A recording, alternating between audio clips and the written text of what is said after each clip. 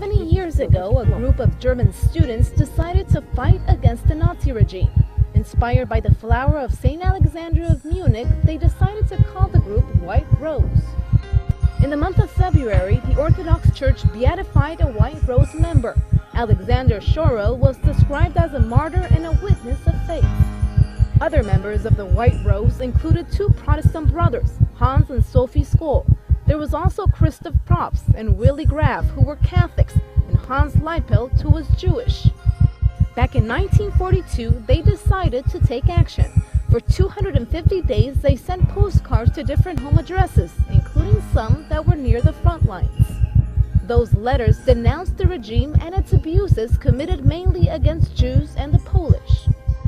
One of the letters also called on people to take action by arguing that if they remained passive, they would contribute to an evil dictatorship.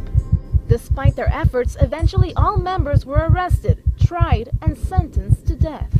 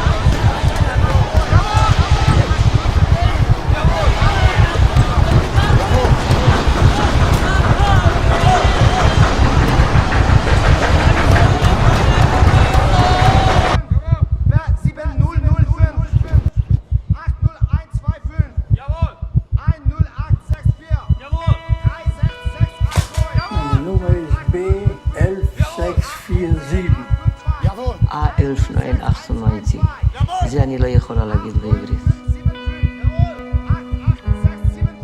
אני לא אומר שזה צלקת, בשבילי זה מדליה.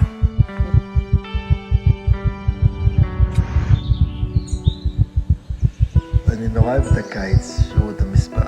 זה באמת סלבי. מספר זה סלב.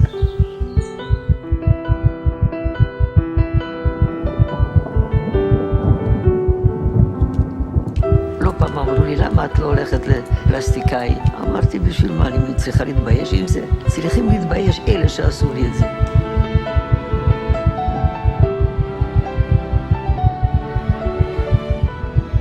אני רוצה שגם עליי יהיה את המספר הזה.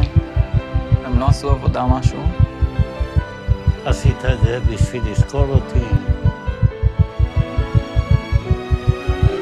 6,914.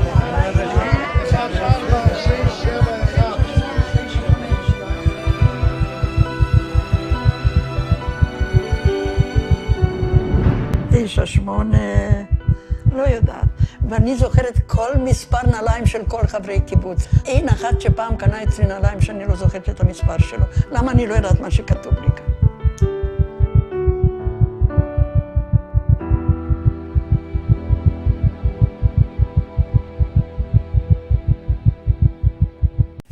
In mid-1940, in this Nazi-annexed area of Poland, the Nazi regime established the first of the Auschwitz camps.